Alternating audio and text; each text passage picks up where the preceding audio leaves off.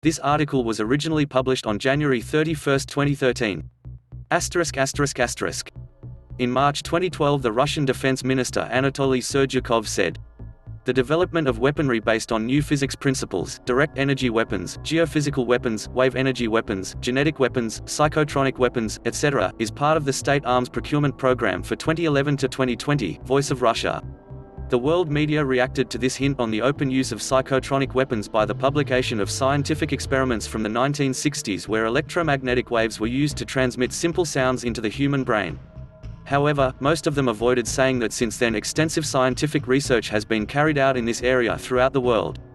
Only a Colombian newspaper, El Espectador, published an article covering the whole scale of the achievements of this computerized English translation. Britain's Daily Mail, as another exception, wrote that research in electromagnetic weapons has been secretly carried out in the USA and Russia since the 1950s and that previous research has shown that low-frequency waves or beams can affect brain cells, alter psychological states and make it possible to transmit suggestions and commands directly into someone's thought processes. High doses of microwaves can damage the functioning of internal organs, control behavior or even drive victims to suicide. In 1975, a neuropsychologist Don R. Justison, the director of Laboratories of Experimental Neuropsychology at Veterans Administration Hospital in Kansas City, unwittingly leaked national security information. He published an article in American Psychologist on the influence of microwaves on living creatures' behavior. In the article, he quoted the results of an experiment described to him by his colleague, Joseph C. Sharp, who was working on Pandora, a secret project of the American Navy. Don R. Justison wrote in his article, "By radiating themselves with these voice-modulated microwaves, Sharp and Grove were readily able to hear, identify, and distinguish among the 9 words. The sounds heard were not unlike those emitted by persons with artificial larynxes, pg. 396. That this system was later brought to perfection is proved by the document which appeared on the website of the U.S. Environmental Protection Agency in 1997, where its Office of Research and Development presented the Department of Defense's project, communicating via the microwave auditory effect. In the description it said, "An innovative and revolutionary technology is described that offers a low probability of intercept radiofrequency (RF) communications. The feasibility of the concept has been established using both a low-intensity laboratory system and a high-power RF transmitter. Numerous military applications exist in areas of search and rescue, security and special operations. See web.iol.cz." In January 2007, The Washington Post wrote on the same subject. In 2002, the Air Force Research Laboratory patented precisely such a technology, using microwaves to send words into someone's head. Rich Garcia, a spokesman for the research laboratory's Directed Energy Directorate, declined to discuss that patent or current or related research in the field, citing the lab's policy not to comment on its microwave work. In response to a Freedom of Information Act request filed for this article, the Air Force released unclassified documents surrounding that 2002 patent, records that note that the patent was based on human experimentation in October 1994 at the Air Force Lab, where scientists were able to transmit phrases into the heads of human subjects, albeit with marginal intelligibility. Research appeared to continue at least through 2002. Where this work has gone since is unclear. The research laboratory, citing classification, refused to discuss it or release other materials. We can only stress again that the world media avoid publishing the full scale of the progress in the research of the remote control of human nervous system. Dr. Robert Becker, who was twice nominated for Nobel Prize for his share in the discovery of the effects of pulsed fields at the healing of broken bones, wrote in his book Body Electric about the experiment from 1974 by J. F. Shapitz, released due to the Freedom of Information Act request. J. F. Shapitz stated, "In this investigation it will be shown that the spoken word of hypnotist may also be conveyed by modulated electromagnetic energy directly into the subconscious parts of the human brain, i.e., without employing any technical devices for receiving or transcoding the messages and without the person exposed to such influence having a chance to control the information input consciously." In one of the 4 experiments, subjects were given a test of 100 questions, ranging from easy to technical ones. Later, not knowing they were being irradiated, they would be subjected to information beams suggesting the answers to the questions they had left blank, amnesia for some of their correct answers, and memory falsification for other correct answers. After 2 weeks they had to pass the test again. Dr. Robert Becker, Body Electric, Electromagnetism and the Foundation of Life, William Morrow and Comp, New York, 1985. The results of the second test were never published. It is rather evident that in those experiments the messages were sent into human brain in ultrasound frequencies which the human brain perceives, but of which the subject is unaware.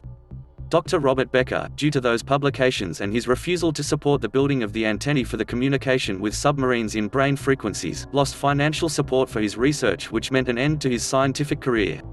Transmitting human speech into the human brain by means of electromagnetic waves is apparently, for the researchers, one of the most difficult tasks. It must be much easier to control human emotions which motivate human thinking, decision-making and actions. People who claim to be victims of experiments with those devices complain, aside of hearing voices, of false feelings including orgasms, as well as aches of internal organs which the physicians are unable to diagnose. In November 2000, the Committee on Security of the Russian State Duma stated that capabilities enabling remote control of the human nervous system or the remote infliction of health impairment are available to many modern governments. See web.iol.cz. It is rather evident that those technologies are used, in conflict with the Nuremberg Code, for experiments on unwitting human subjects. In 2001, the newspaper of the U.S. Army, Defense News, wrote that Israel was experimenting with those weapons on Palestinians. Ibid. As well, ousted Honduran President Manuel Zelaya, while under siege in Brazilian embassy in Honduras, complained that he had been subjected to an electron bombardment with microwaves, which produces headache and organic destabilization. The Guardian, October 2008. When asked by Amy Goodman from Democracy Now! As president, do you know about this in the Honduran arsenal? He replied, yes, of course. The use of those weapons is time and again re-emerging in times of political crisis. According to Russian daily newspapers, during the failed putsch against Mikhail Gorbachev in 1991, General Kobayash warned the defenders of the Russian White House that mind-control technology could be used against them. Komsomolskaya Pravda, September 7, 1991. O Volkov, Sluchy o tom chto nam devili na psychoku nepet verzdalis. Poker. After the putsch, the vice president of the League of Independent Scientists of the USSR, Viktor Sedlitsky, published a declaration in the Russian daily Komsomolskaya Pravda where he stated, "As an expert and a legal entity, I declare that mass production of psychotronic biogenerators was launched in Kiev. This is indeed a very serious issue. I cannot assert for sure that were exactly Kiev generators that were used during the putsch. However, the fact that they were used is obvious to me. What are psychotronic generators? It is an electronic equipment producing the effect of guided control in human organism. It especially affects the left and right hemisphere of the cortex. This is also the technology of the US Project Zombie 5 inches." He further stated that due to the inexperience of the personnel who operated them, the attempt to use the generators failed. Komsomolskaya Pravda, August 27, 1991, Avtory Programy Zombie Obnaruzheny v Kiev. In the USA, at present several hundred people complaining of the remote manipulation of their nervous system are preparing a class action lawsuit against the FBI, Department of Defense and other agencies, requesting them to release files pertaining to their persons, detect the harmful radiations aimed at their bodies and sources of those radiations. As well, perhaps over 2,000 people are complaining in Russia, over 200 in Europe, over 300 in Japan and tens of people in China and India. Russian politician, Vladimir Lopatin, who was working on Committee on Security of the Russian State Duma and introduced there a bill banning the use of those technologies, admitted in his book, Psychotronic Weapon and Security of Russia, publishing house Synteg, Moscow, 1999, that in Russia experiments on unwitting citizens are carried out, when he wrote, "Compensation of damages and losses connected with social rehabilitation of persons suffering from destructive informational influence must be realized in legal trial." Excerpts from the book in English. It should be understood that most of those people pass through mental hospitals. Vladimir Lopatin visited the USA in 1999 as a chairman of the Military Reform Subcommittee of the USSR Supreme Soviet Committee for Issues of Defense and State Security and met with Richard Cheney. At that time he was described as the leader of a new breed of Soviet dissidents. Then he disappeared from top ranks of Russian politicians. Why has this research remained classified until present time? There are two explanations for this. First, there is a secret arms race in progress in the world where the superpowers compete to gain decisive supremacy in this area and in this way master the control of the whole world. Second, the governments keep those technologies in store for the case that they would not be able to control, by democratic means, the crisis that may arise as a result of their poor decisions. In both cases, the era of democracy and human freedom in history will come to an end. According to the declaration of the former Russian Defense Minister Sergeyakov, there are maximally 8 years left within which those weapons will officially become a part of the Russian military arsenal. For democracy, this would mean a beginning of the end. Anyway, in the past Russians were not resolved to put those means to work. When the construction of the American system HAARP was launched, with the system supposedly being able to target large regions of the planet by vibrating the ionosphere in brain frequencies. In this experiment the brain frequencies were not used, but the HAARP system can transmit in brain frequencies as well. Russia declared its willingness to ban mind control technologies. The Russian State Duma and consequently, the Interparliamentary Assembly of the Union of Independent States addressed the United Nations, OBSE and the European Council with a proposal for an international convention banning the development and use of informational weapons. According to the Russian newspaper Siguenos in March 1998, the matter was discussed with UN Secretary-General Kofi Annan, and included on the agenda of the General Assembly of the UN Web.il, she said, opsit.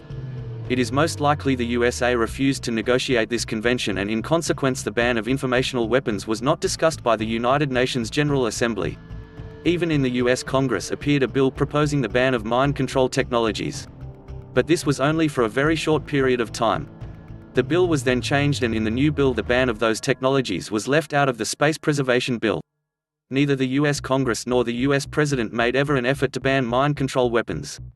The European Parliament reacted as well to the launch of the HAARP system construction, when it called in 1999 for the ban of manipulation of human beings. The resolution was passed after the testimony of the American author of the book, Angels Don't Play This HAARP, Nick Begich, which apparently convinced the European Parliament of the possible use of this system to manipulate minds of whole populations. In the report by the European Parliament's STOA Science and Technological Options Assessment Panel Crowd Control Technologies, the originally proposed text of the European Parliament's resolution is quoted. There the European Parliament calls for an international convention and global ban on all research and development, whether civilian or military, which seeks to apply knowledge of the chemical, electrical, sound vibration or other functioning of the human brain to the development of weapons which might enable any form of manipulation of human beings, including a ban on any actual or possible deployment, stressed by the author of the article, of such systems. 40, PGCII, Ref. 369. But apparently at the same time the European countries resigned on this intention when accepting the NATO politics of non-lethal weapons. The same STOA report claims that the USA is a major promoter of the use of those arms and that in October 1999 NATO announced a new policy on non-lethal weapons and their place in Allied arsenals, PG. XLV, and it goes on. In 1996 non-lethal tools identified by the US Army included directed energy systems and radio frequency weapons, European Parliament. At the bottom of the page, second reference PG. XLV. Directed energy system is further defined by the STOA document. Directed energy weapon system designed to match radio frequency source to interfere with human brain activity at synapse level. At the bottom of the page, first reference, Appendix 6 to 67. Since 1999 those weapons have been upgraded for another 13 years. European Parliament. In 1976 the future National Security Advisor to President Carter, Zbigniew Brzezinski, wrote a book, Between Two Ages, America's Role in the Technotronic Era, Penguin Books, 1976, Massachusetts. In the book he predicted more controlled and directed society based on the development of technology, where an elite group will play a leading role, which will take advantage of persisting social crises to use the latest modern techniques for influencing public behavior and keeping society under close surveillance and control. The use of mind control technologies was predicted as well in the publication of Strategic Studies Institute of the U.S. Army War College, published in 1994. The scenario for the year 2000 expected the growth of terrorism, drug trafficking and criminality and drew a conclusion. The president was thus amenable to the use of the sort of psychotechnology which formed the core of the RMA revolution in military affairs. It was necessary to rethink our ethical prohibitions on manipulating the minds of enemies and potential enemies, both international and domestic. Through persistent efforts and very sophisticated domestic consciousness-raising, old-fashioned notions of personal privacy and national sovereignty changed. As technology changed the way force was applied, things such as personal courage, face-to-face leadership, and the warfighter mentality became irrelevant. Potential or possible supporters of the insurgency around the world were identified using the Comprehensive Interagency Integrated Database. These were categorized as potential or active, with sophisticated personality simulations used to develop, tailor and focus psychological campaigns for each.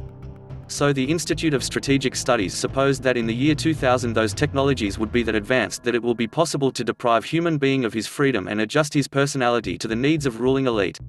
Most probably those technologies were at this level already in 1994. The attempts to make the general public acquainted with the existence of those weapons are, with respect to the fact that it is evident that democratic public would require immediate ban of those technologies, systematically suppressed. Vladimir Lopatin wrote, "The arms race is speeding up as a consequence of classification. Secrecy, this is in the first place the way to secure cruel control over the people, the way how to curtail their creativity, turn them into biorobots, and that psychotronic war is already taking place without declaration of war, secretly. Only if the work on mind control problem is no more covered by the screen of secrecy, extraordinariness, mysteriousness, if complex, open scientific research with international participation is carried out, the psychotronic war including the use of psychotronic weapon can be prevented." The article, Informační zbraň ohrožující demokracii a lidstvo, was deleted from the website of the Czech internet newspaper Britský listy, www.blisty.cz. The sharing of the original web address of the English version of the same article, Means of Information War Threaten Democracy and Mankind, is blocked on Facebook, and a similar article was deleted from the webpage of the Australian magazine, New Dawn. There exist no legislations punishing the use of those technologies by governments. Only in Russia and some of the states in the USA there are legislations punishing the ownership or trading with those technologies by non-governmental entities. For example, in the state of Michigan the sentence for this crime is equal to the sentence for ownership or trading with weapons of mass destruction.